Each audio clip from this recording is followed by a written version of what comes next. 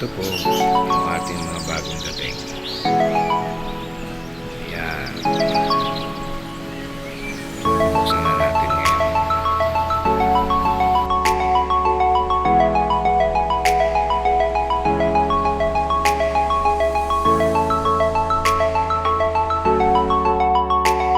So, eto na nga. Akala ko naka-play na naman yung camera ko. Hindi naman pala. So, hindi na video yung aking unboxing. So, ipapakita ko na lang po sa inyo yung ating mga halaman na nabili kay Precious at kay Roda ng Baguio. Pareho silang taga Baguio. So, ito po ang ating last plant haul for 2024. So, sisimulan natin dito. Ayan. Bali, apat na klase po ng ng agave, maliliit lang. 1, 2, 3, 4. So, ayan ang una. Ito ang pangalawa. Ito ang pangatlo. At ito ang pang-apat. And then, meron po tayong free na horseshoe or horse toe or Shrek's ears yata yan. And then I think this is a mahogany. Yeah. So galing po yan kay Roda Palay. Okay? And then ito naman pong mga to ay isang pinakamalaking plant haul ko kay Precious. Ayan. So, kaya po dumami ito kasi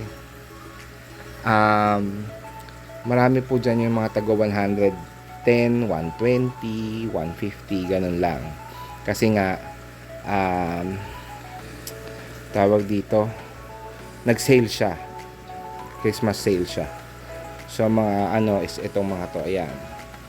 100 plus, 100 plus, 100 plus. Ito, hindi ko maalala kung magkano yan. Pero nagandahan kasi ito dyan. Itong Magnificum na to 100 plus. Ito, 200. 100 plus din yata ito. Ito, 200 plus. Ito, 200 plus din. Ito, mine free. Yung Penis Cactus. Itong hybrid na to, 100 plus. Ito rin, 100 plus, 100 plus. 100 plus at yung isang yon 100 plus. Ito parang 200. Itong golden barrel na ito.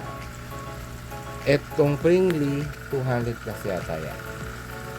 Yung old man na yan 100 plus. Ito since ito po ay twisted bonsel na tawag dito, imported from Thailand. So, medyo mahal to. Tapos, itong, ano nga ito? Parang blue torch yata ito. 100 plus lang din yan. Okay? Pero itong hindi, ito palang mga sorry, itong tatlong pot ng monkey's tail na red and yellow ang 100 plus each. Ito pala 200 yata ito. Okay, tapos ito binigay sa akin yung laki-laking at saka makapal na Trigona 200 plus. Ito mahal to syempre. Pero pikit mata ko itong ginawa. Pero kasi mura pa rin 300 plus. Ito 300 din yata. Yan. So all in all, ayoko na sabihin yung total. Tapos meron sa atin nabigay na free. Ito po regalo sa atin ni Precious. Maraming salamat Precious, shout out sa iyo. Precious Rico Hermoso po yung supplier po ng cactus and succulents galing pong Baguio. Actually nasa Benguet sila pareho pero sa Baguio ang origin ng bus kasi nagre-victory liner po tayo. Yan. Good afternoon plant kids. So nakita nyo naman from last night, ito po yung ating mga plant haul. So tatlong box po ito ng cactuses and may isa agave at isang bonsai. Yun lang. Pero karamihan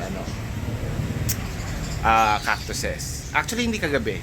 Mga 3 nights ago pa pala. No? Tapos, it's Saturday, simula na ng bakasyon at ito na po ng bakasyon ko. So, magsisimula na ako mag-ice dito sa garden kasi since hindi makakalabas si Babe, dahil nga nagpapakimo kami, nanghihina siya, ang family ko ang dadating dito. So, kailangan maayos ko ito bago mag-24 para lahat po ay maayos dito at presentable naman kahit paano. Okay, maayos, hindi magulo. At least marami mang halaman maayos tingnan. Okay? So itong anong to, naisip ko lang, recently ko lang naisip na oo nga, no, bakit hindi ko dito ilagay yung magaganda kong halaman? Kasi maliwanag naman dito. Tapos lahat nga nang nilagay ko ditong halaman, maganda naman. So, yung ibang halaman dito ay papalitan ko ng aking mga medyo premium. I guess premium, mahal na sa akin yung halaman. Pero yun, tsaka yung magaganda yung dahon. Okay, para maipresent naman siya ng ayos. Tapos, ito, lilinisin din natin. Okay? Hi, Flan Kids! Nandito na tayo ulit. So, kanina, di ba, introduce ko sa inyo, dapat gagawin ko to. Iuunahin ko na lang pala ito. Kasi, dumating yung aking pamis. Okay? So, dumating na yung bagong pamis. Kasi yun yung kailangan ko. Ang dami nito. Gagamitin ko lang ay yung mga dati niyang lupa. At, yun na. Tuloy-tuloy na tayo. Okay? So, meron akong mga kinuha sa aking collection na nandito ngayon. Kasi nga, plano ko talagang unahin o unti-untiin na gamitin yung mga clay pots na nandun sa labas na nakuha natin sa tawag dito, sa isang garage sale nung mga nakaraang vlog ko. Okay? So, gagamitin na natin yon. So, ang una nating itatanim siguro ay itong agave na dito sa isang clay pot ko na napili doon. Okay? So, simulan na natin, ha?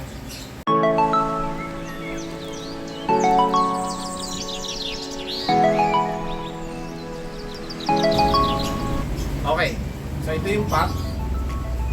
Yung isang nilagay natin sa isang ganito ay yung aking pandanus. Okay? So, ngayon, ito namang agave. Okay? So, tatanggalin muna natin ang lupa. Or, hindi ito kasi, hindi naman ito parang regular na succulent. Mas matibay-tibay naman ito kumpara sa mga succulent na iba. Kaya ito, hindi na kailangan tanggalan ng lupa. Pero, lilinisin ko siya. Marami kasing damo-damo. Naka-root bound na siya. Root bound na siya. Ang gagawin lang natin ay tatanggalin natin mga damo or mga dried leaves. Actually, ang dami na niyang babies, pero hindi ko muna tatanggalin yung babies. Tatanggalin ko lang yung dried leaves.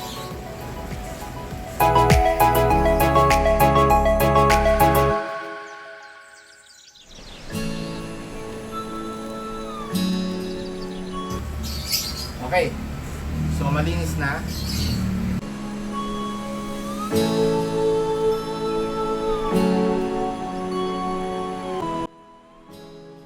Okay.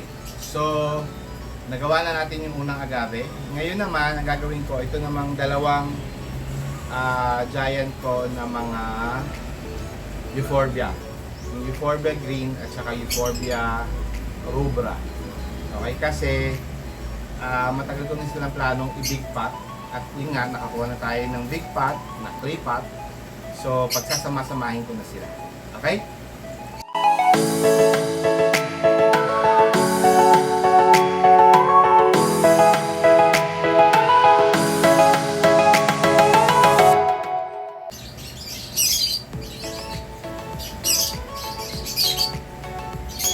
Okay. So, kung mapapansin nyo, ginawa ko dito, hindi ko masyado itinaas para maging mataas masyado. Kasi, pag lumaki siya, kailangan ko yung root system niya stable. So makakalat ng mabuti. Kaya nilubog ko lang siya para dagdag lang ako ng dagdag ng lupa. Okay? Or ng soil mix.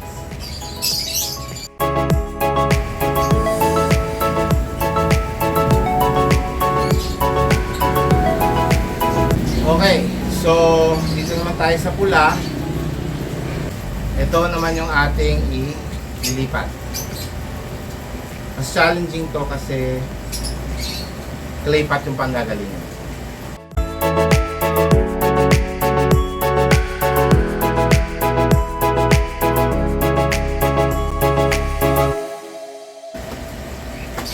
Okay. So, nilabas ko muna yung mga malalaki. So, para yung lumuluwag tayo habang gumagawa. So, ang susunod na natin ay ito naman. Kasi ito yung aking Euphorbia, crested Euphorbia na to. Bigay ito ni Ate Lenny. Kasi yung una ko nito namatay. So, dito ko naman siya ilalagay. May 1 taon na rin siya. So, ililipat ko na siya sa naman. Ayan, sa clay pot. At para magamit ko tong pot na to sa ibang isa sa mga to.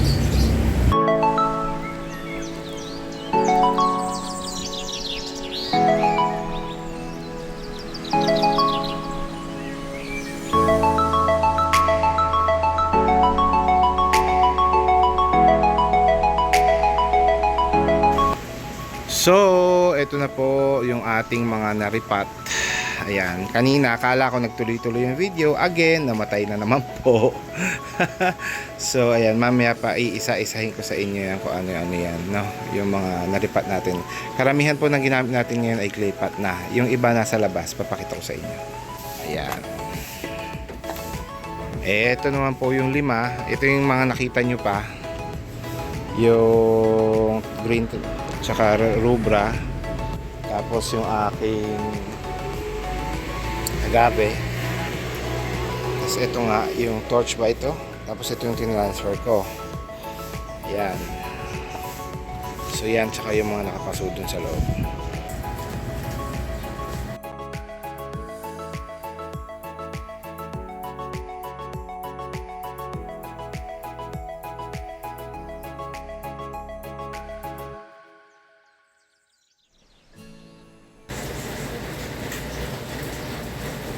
Hello! So nandito na po tayo ulit. Tayo na po ay sa huling parte ng ating pagtatanim. Itatanim na natin itong last batch na ito. Ano ba yung sasabihin ko? Natenga to kasi kahapon ang dami kong ginawa. Tapos ngayong umaga, pinaliguan muna natin yung dogs kasi today is December 24. Okay? So, sinigurado ko muna na mababahon na lahat para ayos-ayos na lang tayo. Okay?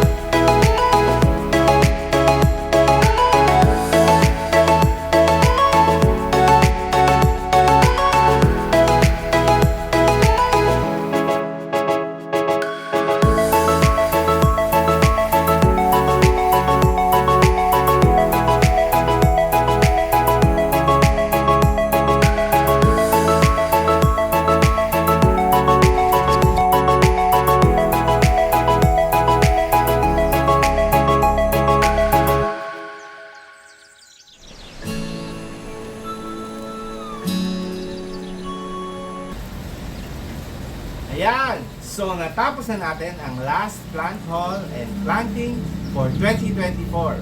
I hope you like this video. Maraming salamat sa lahat ng pagsuporta niyo sa akin, pagnood ng aking mga videos at mga live streams. this year at I think I feel blessed dahil na-monetize tayo ngayong year na ito at patuloy naman po ang ating magandang mga nangyayari sa ating buhay, no? So I would like to wish everyone a Merry Christmas, a belated Merry Christmas actually kung paglabas nito, and a prosperous 2025. Okay? So this is Plant Tatay Barry of Antipolo saying bye, Plant Kids!